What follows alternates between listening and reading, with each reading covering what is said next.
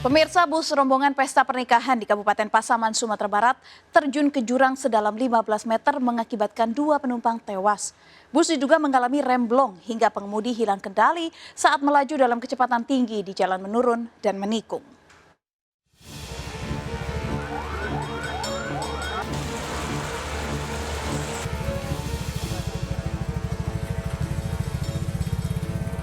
Video amatir warga merekam suasana dramatis pasca terjadi kecelakaan tunggal yang dialami bus berpenumpang. Bus pembawa rombongan pesta pernikahan terjun ke jurang sedalam 15 meter di Desa Mundia, Simpang Alahan Mati, Kabupaten Pasaman, Sumatera Barat. Akibat kecelakaan ini, 2 penumpang meninggal dunia, 3 luka berat, dan puluhan lainnya luka ringan. Korban menyebut kecelakaan terjadi saat pengemudi terlihat tak bisa mengendalikan laju kecepatan kendaraan di jalanan menurun dan menikung. Diduga bus mengalami remblong saat berada di lokasi kejadian. 300 meter sebelum terjadinya laka tunggal, itu kendaraan itu tersebut sudah hilang kendali. Itu kendaraan itu langsung terjun ke sawah. Lebih kurang dalamnya ke bawah itu sekitar 15 meter. Kedua korban meninggal dunia saat dalam perjalanan menuju ke rumah sakit. Sementara seluruh korban luka termasuk pengemudi dan kernet bus masih dirawat dan akan menjalani pemeriksaan untuk mengetahui pasti penyebab kecelakaan. Dari Pasaman, Sumatera Barat, Wahyu Sikumbang melaporkan. Pemirsa, makam ibu bayi kembar di Malang, Jawa Timur yang ditemukan tewas tanpa busana dibongkar polisi atas permintaan keluarga.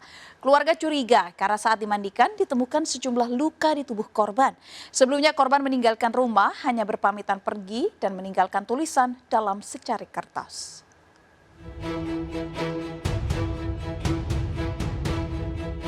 Tim dokter forensik Rumah Sakit Saiful Anwar bersama polisi membongkar makam Siti Khotimah di Pemakaman Umum Sukorejo, Blimbing, Kota Malang. Pembongkaran makam ini atas permintaan keluarga yang curiga dengan luka-luka di tubuh Siti Khotimah. Keluarga menduga kematian wanita yang memiliki bayi kembar ini tidak wajar karena sebelumnya tidak memiliki masalah dengan keluarga. Ada kejanggalan itu, Pak. Kejanggalan seperti apa Mas awalnya? Ya luka-luka itu. Ada luka di bagian mana aja Mas? Kaki, lengan, kepala. Apa Mas? Ya kepingin tahu asal usulnya. Penyebabnya? Sebabnya apa? Belum ada hasilnya Mas ya? Belum. Nggak ada yang tahu. Tahu-tahu keluar rumah, dapat berita ditemukan di Sengguru. Sebelum ditemukan tewas, Siti berpamitan melalui secari kertas yang ditujukan pada suaminya. Mayat Siti ditemukan warga di Waduk Sengguruh dalam kondisi tanpa busana serta terdapat sejumlah luka di beberapa bagian tubuh korban. Walaupun tidak ada saksi, tetap mengarah ke sungai Beratas ini karena ada bukti sendal atau barang buktinya sendal. Pembongkaran dan pemeriksaan oleh tim forensik dilakukan selama 4 jam dengan penjagaan polisi. Dari hasil visum mayat Siti memang ditemukan luka, namun polisi menduga akibat terjatuh. Sedang didalami oleh pihak dokter forensik, tapi dari keterangan awal dokter forensik tadi menyatakan bahwa memang benar bahwa ini adalah kecelakaan. Jadi tidak ada sifatnya penganiayaan atau sama sekali mengarah pembunuhan, tidak ada. Jadi luka-luka yang ditemukan di tubuh korban itu awalnya itu adalah luka di pelipis mata. Nah itu pada saat korban jatuh itu yang kena ke mungkin tebing atau apa, itu menyebabkan tidak sadarkan diri. Kini keluarga menunggu kepastian dari hasil otopsi tim forensik Rumah Sakit Saiful Anwar, Malang. Dari Malang, Jawa Timur, Denny Irwansyah, iNews melaporkan. Pemirsa, disangka berselingkuh, seorang ibu rumah tangga dianiaya suaminya dengan senjata tajam di Jember, Jawa Timur. Penganiayaan dilakukan saat akan merayakan ulang tahun putrinya. Sang suami menuduh korban memiliki pria idaman lain.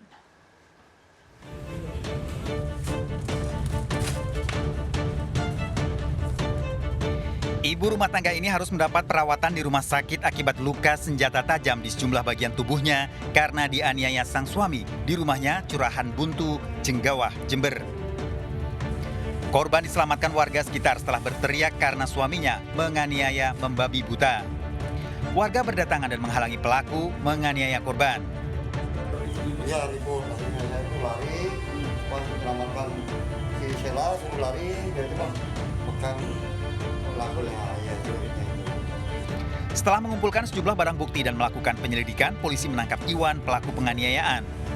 Iwan mengakui menganiaya istrinya karena cemburu, menduga korban menjalin hubungan asmara dengan pria lain.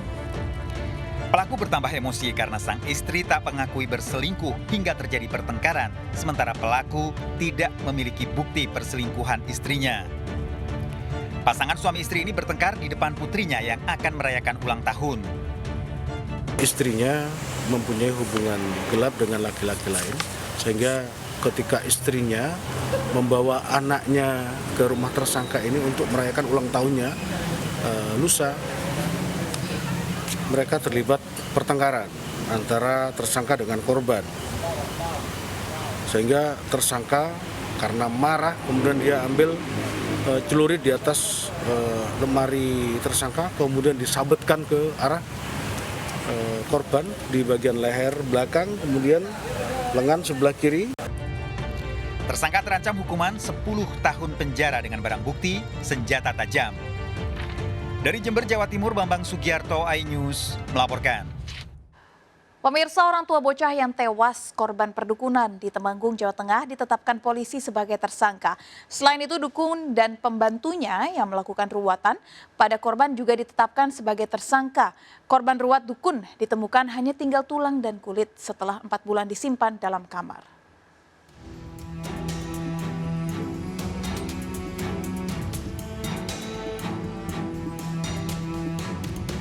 Marsidi dan Suwartinah, kedua orang tua bocah perempuan berusia 7 tahun yang tewas karena ilmu perdukunan, ditetapkan polisi sebagai tersangka setelah menyimpan mayat putrinya selama 4 bulan di Bejen, Temanggung.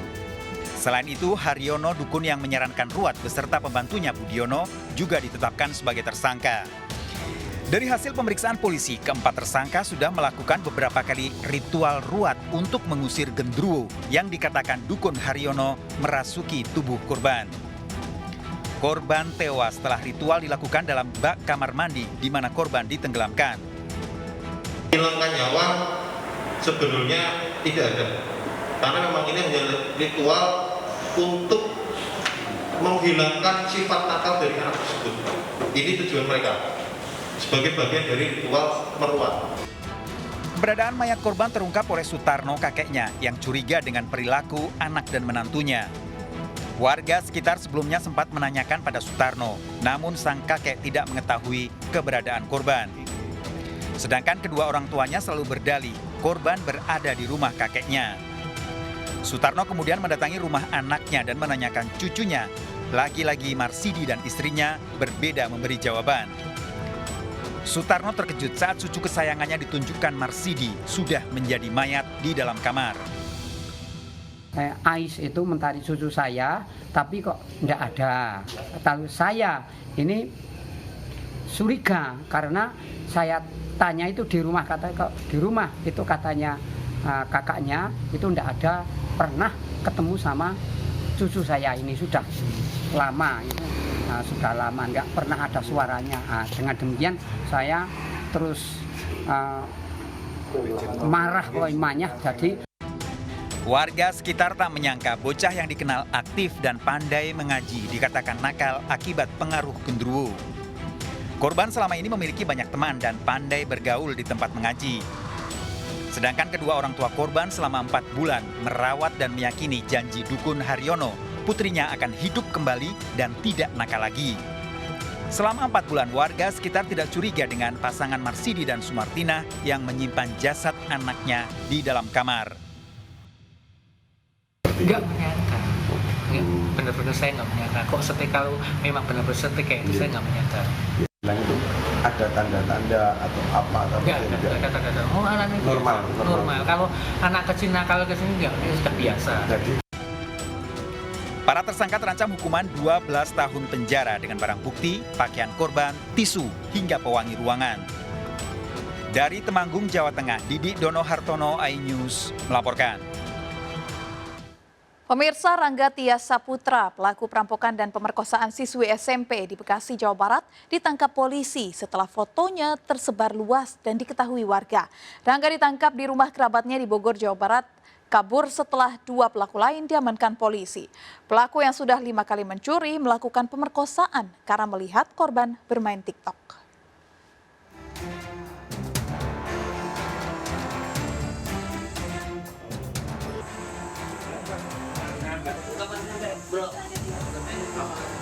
Polisi mendatangi sebuah rumah kerabat Rangga Tias Saputra di Desa Nanggung, Kabupaten Bogor. Rangga, pelaku pemerkosaan di Bekasi, Jawa Barat, tak menyangka polisi datang dan melakukan penangkapan. Rangga melarikan diri ke rumah kerabatnya di Bogor setelah Ricky Panjaitan dan Sidul ditangkap polisi. Rangga ditangkap belum sampai 24 jam setelah bersembunyi. Keberadaan Rangga diketahui polisi karena laporan warga yang melihat foto pelaku pemerkosaan di berbagai media serta media sosial. Dan bersembunyi di rumah saudaranya. Nah, dari hasil laporan masyarakat yang melihat RTS di daerah sana, kemudian kita amankan dan kita sudah bawa ke sini. RTS sehari-hari pekerjaannya adalah sebagai tukang parkir, juga sebagai Pak Ogah ya di jalanan, mengaku sudah 5 kali melakukan pencurian, tetapi baru ini yang tertangkap. Rangga Tias Saputra, warga Koja, Jakarta Utara ini merampok dan memperkosa siswi SMP berusia 15 tahun di Bintara, Bekasi, Jawa Barat. Rangga sehari-hari mencari uang sebagai Pak Ogah pengatur lalu lintas berupah di jalanan di Jakarta Utara. Rangga Tias Saputra bersama Ricky Panjaitan saat kejadian berencana melakukan perampokan. Namun di ruang tengah mendapati korban sedang tiduran bermain media sosial TikTok. Rangga masuk rumah sekitar pukul 5 pagi. Jadi pengakuannya memang bahwa dia mengetahui dari sejak awal pada saat selesai melakukan penangkapan terhadap rekannya, si RP ini. Dia sempat datang ke kediaman RP dan mengetahui bahwa RP baru saja ditangkap oleh teman-teman Jatan Ras Polda Metro Jaya. Kurang dari 24 jam, polisi menangkap Sidul dan Ricky Panjaitan di Arta Gading, Jakarta Utara yang merupakan teman Rangga yang terlibat dalam pemerkosaan dan perampokan. Kejadian berawal saat korban sekitar pukul 4.30 bermain TikTok dengan suara musik keras di ruang tengah rumahnya. Sementara ibu dan saudaranya tidur di kamar sedangkan ayahnya belum pulang bekerja. Sekitar pukul 5, Rangga seorang perampok masuk ke rumah melalui lubang saluran udara di bagian belakang tempat tinggal korban. Karena korban memainkan musik dengan suara keras, tidak mendengar suara orang masuk, termasuk ibu dan saudaranya yang sedang tidur. Sementara di luar rumah, Ricky Panjaitan menjaga situasi. Rangga membekap korban dan membawa ke kamar, kemudian melakukan pemerkosaan. Korban tidak berani berteriak atau melawan karena dalam ancaman Rangga akan dibunuh jika mengeluarkan suara. Setelah melakukan kekerasan seksual, Rangga merampas 2 handphone korban dan memaksa meminta nomor pengunci handphone. Rangga juga mengambil sejumlah uang. Sekitar pukul 6.30, Rangga kabur dari rumah korban melalui jalan belakang. Para pelaku terungkap keberadaannya setelah polisi mengerahkan anjing pelacak mencari jejak melewati semak belakang rumah. Hasil penyelidikan polisi ternyata Rangga telah berulang kali melakukan pencurian. Ditemukan ada ventilator. Ventilator ini memang rusak ya. Jadi kemudian dia masuk ke dalam. Bahkan sempat setengah jam di dalam rumah itu. Nggak bilang langsung bereaksi karena melihat ada anak kecil yang belum tidur sedang bermain handphone di ruang keluarga. Itu sempat setengah jam. Setengah jam dia melihat dulu sambil membaca situasi. Yang terjadi adalah dilakukan pemerkosaan kepada korban yang ada. Para tersangka terancam hukuman 5 hingga 12 tahun penjara dengan barang bukti, boneka, serta sepeda motor. Tim Liputan iNews melaporkan. 2 pengendara motor emak-emak bertengkar dan berkelahi setelah terlibat kecelakaan. Salah satu pelaku nekat menerobos lampu lalu lintas. Selengkapnya kami hadirkan, tetap di Sergap.